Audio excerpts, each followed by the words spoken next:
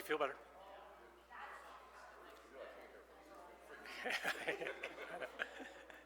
Sounds like you're feeling better, though.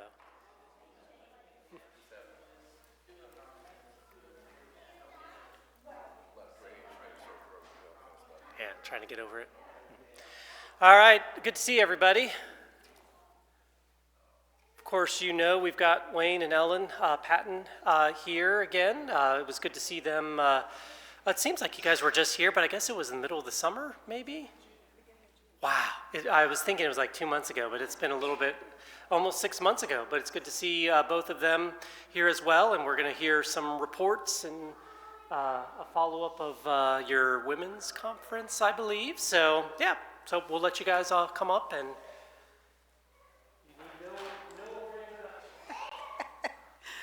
Well, it's nice to be here again.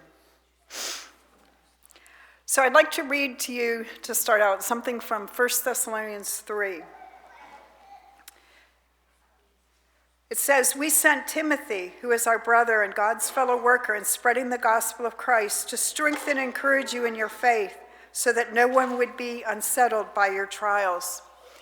And I went this summer to... with a group called Thrive to South Africa. And in a debrief after the retreat, the volunteers were asked what one word they would choose to sum up or describe their experience. And I chose the word presence. The presence of God was evident in the planning and at the retreat. The presence of the volunteers who gave time and resources. The presence of those who tended and left encouraged and refreshed, and my presence. The presence of the Lord was unmistakable, from the details, from pairings, from small groups, from leaders for those particular groups, for gifts that were given and appreciated by the women, and as well as the volunteers who were chosen. I had to actually fill out an application to be part of this team, and those of the missionaries who came. I went from Dayton to Toronto, and then from Toronto to Dubai, and then from Dubai to Cape Town, South Africa. It was a long flight, and I actually had a 16-hour layover in Dubai, and I have a few pictures later that I will show you from that layover. And the retreat was held at Cape Town in South Africa, and this is the volunteers, and among the volunteers, there were counselors who came and mentors to work with missionaries who have struggles and questions that are often undergoing difficult situations. There was a hairdresser who came, and she worked extra. She made sure that every missionary who wanted a haircut got one. And overseas, you sometimes find that you're working with people who cut hair, but they're not used to your texture or the type of hair you have, because hair is different in different places around the world. There was a worship leader and a main speaker, and there were the presence of the volunteers, myself included, who came to listen to the missionaries, to pray with them. We did fun things like give them pedicures and just encouraging them. And we underwent some pre-retreat training. We got to know each other. We did trainings in small groups. We did trainings in what missionaries experience, the kind of circumstances they face, how they may feel when they're coming. We assembled gifts. We prepared activities. We prayed. We worshiped. And we shared our lives together for a few days before the retreat. And here we are assembling the gifts. They had gifts like chocolate chips. And chocolate chips may seem like a little thing, but when we lived in Brazil, we could not buy any chocolate chips. You had to buy chocolate. It was a different consistency, so it didn't melt in the heat and chunk it up. It wasn't the same. And everywhere they go, they take chocolate chips because that is very much appreciated. I took some individual gifts, and I'll talk about them a little bit later, where the missionary woman filled out ahead of time, these are the things we really miss. And I had selected 4 women, and I had a suitcase. I took 2 suitcases, one with my own stuff and one filled with just gifts for some of the different women. At the retreat, this was their 74th retreat. And they've had retreats for over 6,000 women. And as a missionary, I went to 2 of their retreats. And they were such a blessing to me. This retreat had 22 volunteers, 14 of them new, and 8 that were returning. The women came from 12 different countries, 27 different mission organizations. And between them, there were 34 women who came. There were 472 years of service. From the person who she was in my small group and she'd been on the field only about a year, to missionaries who'd spent a lifetime overseas. The average length of time on the field now for a missionary is 8 years or less. And a quarter of those who go out never complete their first term of service because of problems, and they estimate that 2/3 of those problems could be preventable. When we began the retreat, we welcomed the missionaries and talked with them. And I spoke to one lady, and she said to me, "You get this," when she learned that I had been a missionary overseas. And I spoke with her several times during the retreat, and it was my hope that when I went on this, that my past experience as a missionary and some of the things I'd been through would be a blessing to some of these women, and they'd know that I understood what their life was like and where they were coming from. And I found that was true. This is the small group that I helped lead. The lady in white on the other side is a surgeon who worked at the Cleveland Clinic and is retired and now lives in Colorado, and she was the other person that I worked with as a volunteer. The 4 ladies in the middle are missionaries that we worked with. One lady, when I spoke with her, said she most needed hugs. She said single people that aren't family members don't hug where she is, and she was not married and she missed hugs. So I gave her a hug almost every time I saw her, and every time she smiled that I remembered that.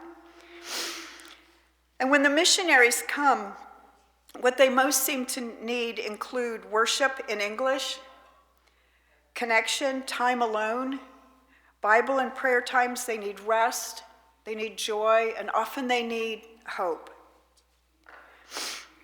In our small group, we talked about, well, what do you do to replenish and relax? And I got gardening, I got painting, and one of the ladies, the one in the bright multicolored shirt, she paints, and she gave me one of her small paintings. She had actually lived in Brazil for a while, and it looked like a Brazilian scene, and I told her I really liked it. And she was selling some of them, and it's a small one, and she gave it to me. And that was just special. But we also got answers like, I think I've forgotten. And we might try and do some things to relax, but we wouldn't put any of that in a newsletter. They don't tell things like that often because they're afraid of how churches are going to react. Well, you're not working. You're not working all the time. You're off doing something fun. You're off relaxing. You're off taking a vacation. And some missionaries are actually afraid to put those things in newsletters. Their struggles.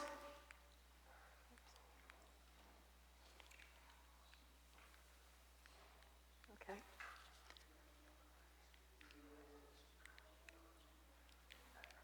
There we go. Their struggles included home ministries, included supporters. And I thought it was interesting. Several of them said, we need people to listen. We go to a church and we may speak, and we'll speak for a minute to someone, and then they're off somewhere else. And we need them to really hear the things that we say. And the gal that you saw in the multicolored shirt, when we opened the program, there was a time of prayer and worship, and she was in tears. She was facing a divorce from a husband who was unfaithful, and she was trying to raise 2 boys, unsure of what her future would be there on the field. But she left much more relaxed. She left with a smile on her face. The first night, they had a game where they talked about times of shared experiences and commonalities and laughter. They had questions like, do you consider yourself an expert packer? Have you ever been evacuated? Have you ever been given a live animal as a gift? Given birth overseas?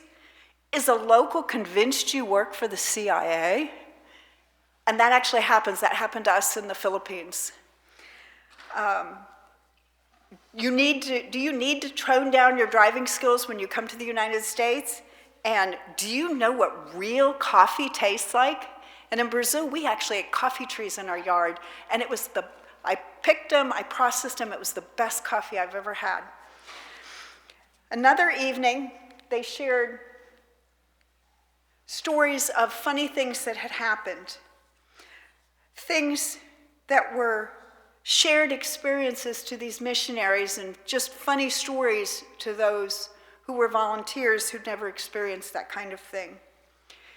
They shared language mistakes, like when we were in Brazil and we had passion fruit vines all covered in flowers, gorgeous vines, and we thought, ooh, we like passion fruit, this will be great. And we got up one morning and the vines had been stripped. And we asked a man we worked with what happened, and he said, the lagartas ate it. Well, a lagarto is a frog, and a lizard, and we're thinking, how did he know it was a female lizard? Because Portuguese is like Spanish. If you end in O, you're masculine. If you end your A in feminine. And we told this to somebody else, and they laughed and laughed, and we thought, what's so funny? This female lizard ate all our plant.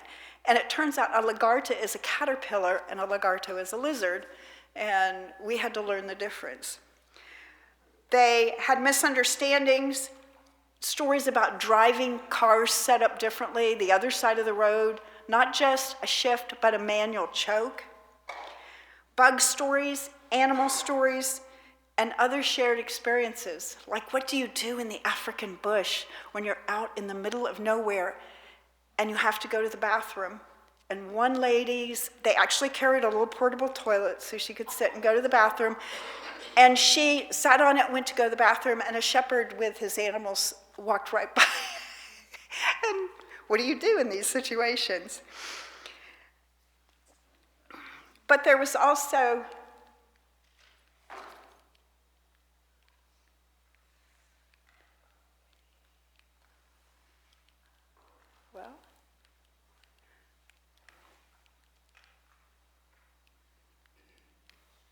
can I just point to you maybe? Switch it to the next one. But there was also more serious times. There were counselors available for them to meet with, where they could talk about their struggles and their difficulties. Some had been through trauma. One lady had had a teammate who'd been held hostage, and I got to speak with her, and most of you know that I had an experience in Brazil that was difficult, and those kind of things made connections and shared. There's often, in some, a loss of hope. There's struggles with your husband as the employed one, and what do you do as the wife? And what is your identity other than just a wife of your husband? They struggle often with times caring for kids, just general life. In a lot of places, it takes a lot more time to just keep the house, find food, and take for kids. There's sometimes no conveniences, and by conveniences, I mean electricity, running water, food that's easy. Often your food is all done from scratch, and it's a much harder thing. They struggled with aspects of their job. There were, in some areas, no family units, one lady said. She said the war had taken the men, and AIDS had taken many of the other men and women, and most children did not have both parents, and many didn't even have one parent, and grandparents and other relatives were caring for them. There were safety issues and lack of freedom. You're always on display. Everyone knows what you do or buy. It's life under a microscope, both overseas and often when you're in the United States. And you can't be real. Like, you're ticked at your husband, or you want to know, or maybe in some instances, churches want to know how they spend their salary. And there were cultural issues that the women faced. What's yours is mine is one of them, and we saw that in the Solomon Islands. You know, they had a system there called one talk, one language in a certain area, everybody shared. In that case, it meant I lost most of my underwear, which is another story. There was often a lack of support from mission organizations. Some had family that was in opposition. Maintaining family and friend relationships, and often others didn't understand. It's very real in a lot of these places, spiritual warfare and the darkness that exists. There's a lot of loss. As a missionary, you leave friends, you leave relationships, you leave the country where you serve. Some of these women had moved to other places or countries. And just trying to find time to do things, to be accepted in the new culture in the area in which you work. There's often isolation and loneliness. And not all these women faced all these struggles, but most of them faced one kind of a struggle or another. And in sharing those, it helps. And a lot of these women really got something out of getting together with other missionary women who had been through similar things and shared them. And I know that because I'd been through experiences I'd been through, I felt like I was really valuable there and used. And these losses, and I kind of highlighted these losses here because these losses were, and different struggles were such that the main speaker adjusted her topic. And the last session, she didn't speak on what she had scheduled, she spoke on lament.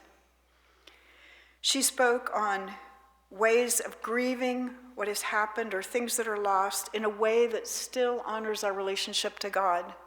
And if you read Lamentations, is a lament by Jeremiah over Jerusalem and what is happening. And there's many Psalms, and she talked about some of those things.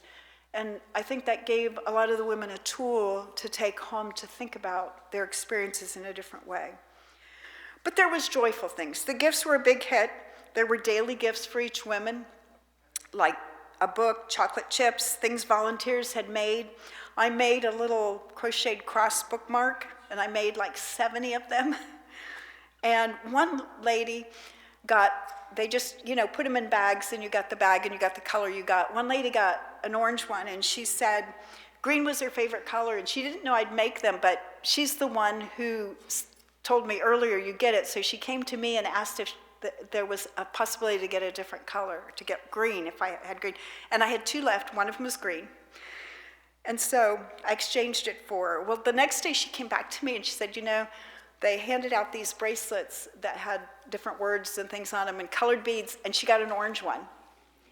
And she said, could I have the orange one back? Because I think my color needs to be orange. She was leaving in just a couple weeks to come to the States with her husband to care for elderly parents. And so I gave her the green one and said, keep the orange one. The green is your past, and the orange is future and your hope for the future.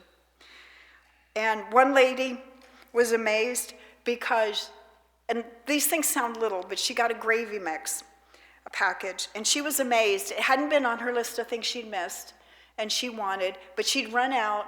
She would bring them from the States sometimes she could find a store where she could buy them. She hadn't been able to find any for a while. The person who had her and brought the big bag of gifts put in a bag of gravy mix, and she cried when she found out it was manufactured on her birthday. Whoops. Okay, go ahead. Go ahead and skip that one.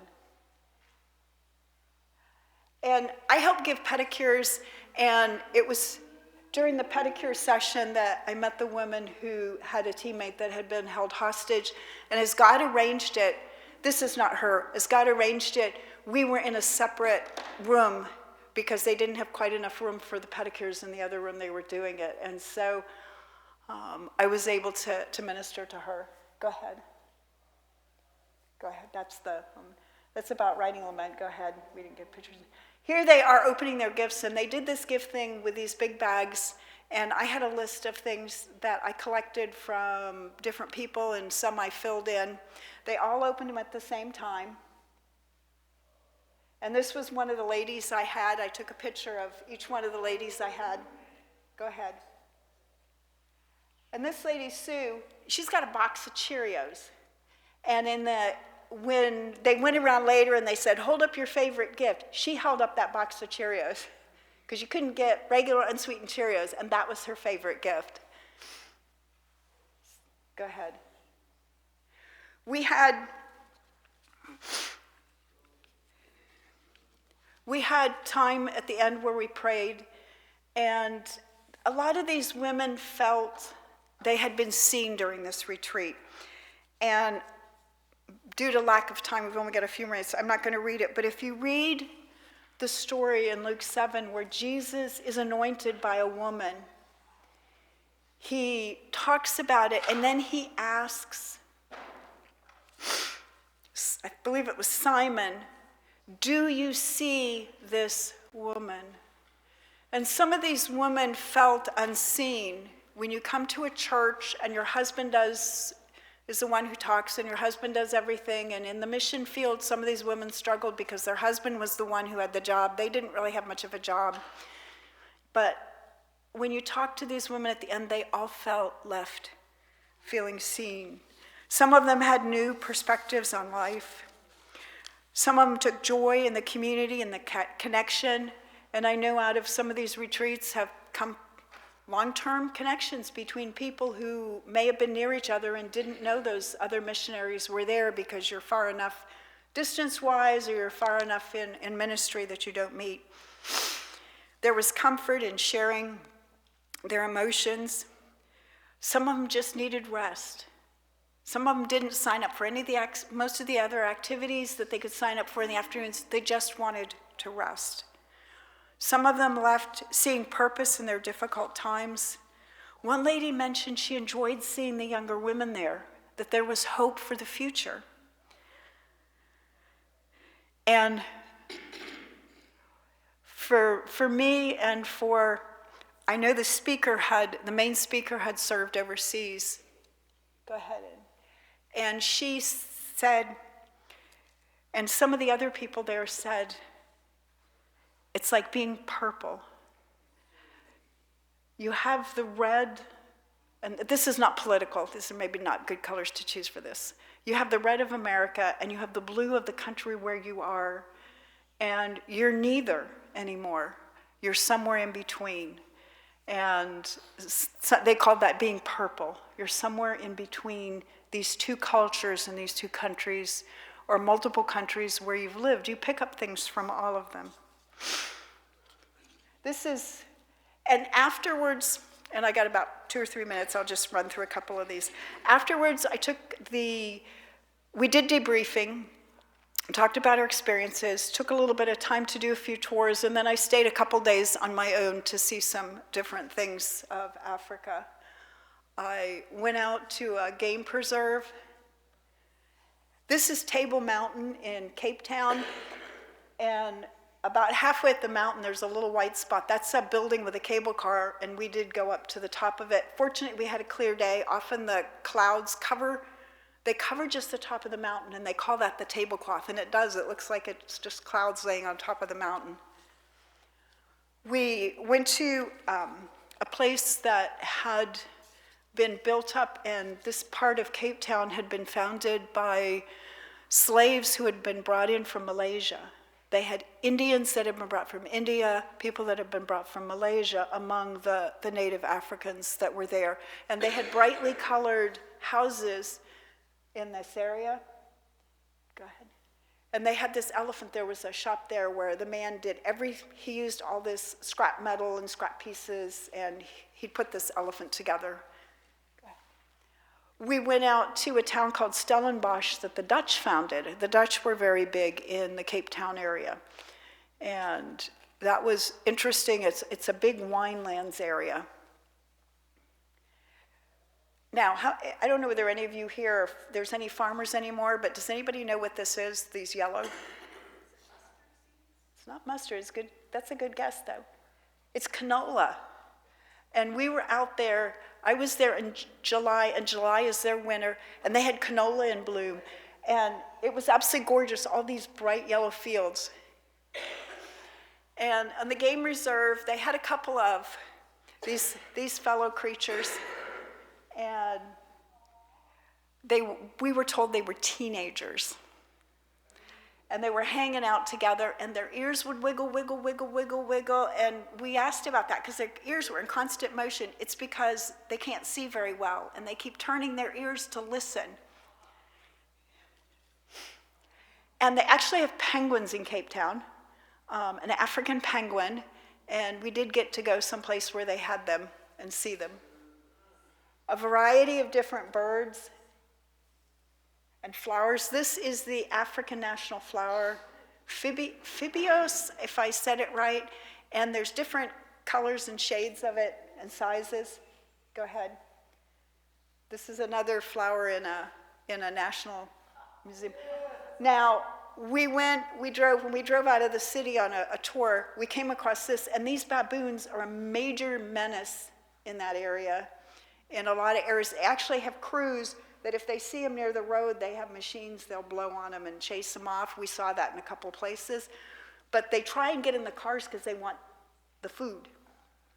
And they actually had a cull where they got rid of a whole bunch of them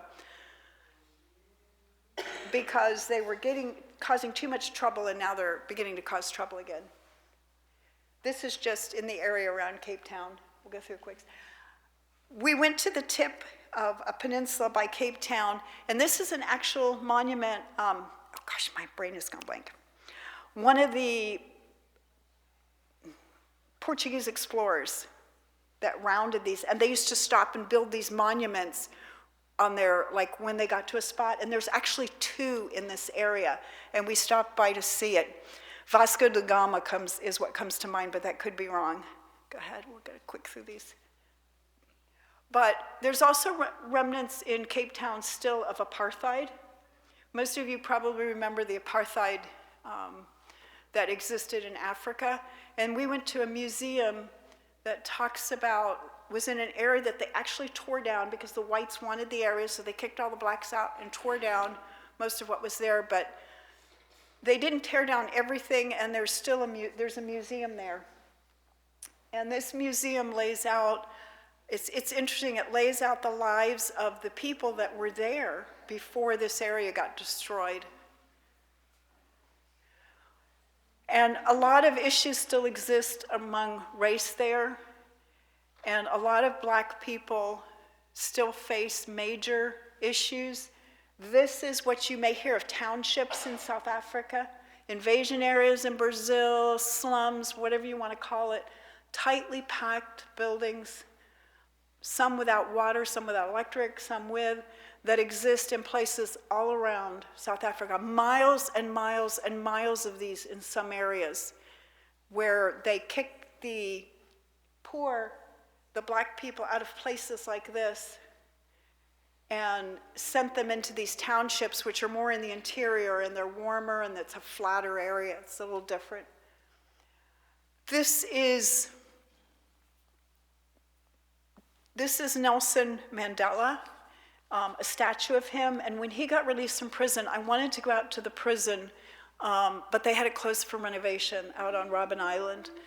And he stood here on this building in Cape Town when he got released from prison. And that was the start of a lot of, he'd already done a lot within South Africa, but that was the start of leading up to the presidency. That's just in the, and I also went briefly to, like I said, I had a 16-hour layover in United Arab Emirates. So I went on a little tour of the town, and there were mosques everywhere. We went to a little restaurant, and many of the women had the ablayas. They were covered. The men were in the white outfits that you see the Arabs in. The markets had a variety of things, fruits, vegetables. Some of it I recognized, some of it I didn't. And this is a gold store. And going to South Africa, having lived in Brazil, where you have guards with machine guns in the grocery store, and walking down a market in the middle of in this market area, stores filled with gold. Now they have cameras in a lot of places, but there isn't the crime there that there is in a lot of other places. So they don't care if they display them and people don't rob, but of course there's worse consequences if they do. That's why there's no crime. And this is a river that runs through the middle of Dubai. Now, I also stopped briefly. I came back through Qatar, and I stopped for 2 days in Qatar just to see what it was like. This is actually in the downtown area of Qatar. They're building many modern things, and if you into soccer, the World Cup was held there a couple of years back, and they did a lot of renovations. They have put these kind of structures up in various places, and they're for doves to go in and cool. They have water in them, and they keep away from the heat. They sell falcons there. Falconry in a lot of Middle Eastern countries is a really big thing, and you could see in the market falcons for sale. They had a falcon hospital. They have a lot of rules around keeping falcons. And I stumbled upon this. I had been on a tour, and I had them let me off at the market, and I was walking around the market, and I'll show you what temperature it was in degrees centigrade in a few minutes. It was very, very hot. I was tired. I was thinking, I'm going to go back to my hotel, pick up my luggage to go to the airport, even though I got to sit in the airport for probably 5 hours. And I stumbled upon this. Does anybody know what these are? You have them here in the dried form. They're dates. And they had fresh dates. It was a date convention. They had fresh dates. They had a lot of dried dates, but mainly they were fresh. And so they're very sticky and they're very sweet when they're fresh. And just one of the shops, we'll skip. This is what a lot of the countryside out of the city looked like. And this was the temperature. It was 48 degrees Celsius. Does anybody know what that is? That's 120 degrees Fahrenheit. And I went out briefly in the heat a couple of times to see things when I was on this tour, and that's when I got dropped off the market. It was 120 degrees, and I was kind of walking around in it, just so hot, and I stumbled upon this date convention. It was air-conditioned. It was a huge tent. It was air-conditioned, so I wandered around it for quite a while. Camels, but if you see behind it, that's part of the presidential area, but the next one I want to go to. But everywhere you go, there are mosques. Big ones, little ones. This one was in a small town, and even in the middle of nowhere, there was a mosque, and I asked the driver why this mosque was there, and he said, because when it's prayer time, we need to stop and pray, and if you're traveling, you can stop there and pray. And the driver I had was from Bangladesh. He was Muslim. We stopped one place, and they actually have like little separate rooms. We stopped at an old fort, and they had an area where they had a little center where the military guards could be, and they had a room there for him to go pray, and he went and prayed. And he felt very comfortable me asking him questions about what he believed, but he didn't ask me any. And I think they're probably trained not to ask you, because you see this spiral at the top. That is a big mosque. And he said, and I asked him about that one because it sticks up over that area. And he said, if you're a Christian, you're Buddhist, you don't have a religion, you go in there and you come out and you're a Muslim. And it's actually illegal in this country. It would have been illegal technically for me to share my faith. They supposedly have some churches and you can buy Bibles, but it's pretty restricted. The United Arab Emirates is the same way. There's a lot of things that it's legal to do. So, as you think about missionaries and you think about things, think about praying for the people who work in these Arab countries and pray for the people who live there. And so thank you, and I want to thank you for your prayers and your support during my time that I was there. Okay. And I was going to read something. That'll be the end of the Sunday school time. Wayne and Ellen will come up for a few minutes during service, and then she's going to play her instrument for us during service. So service will start normal time.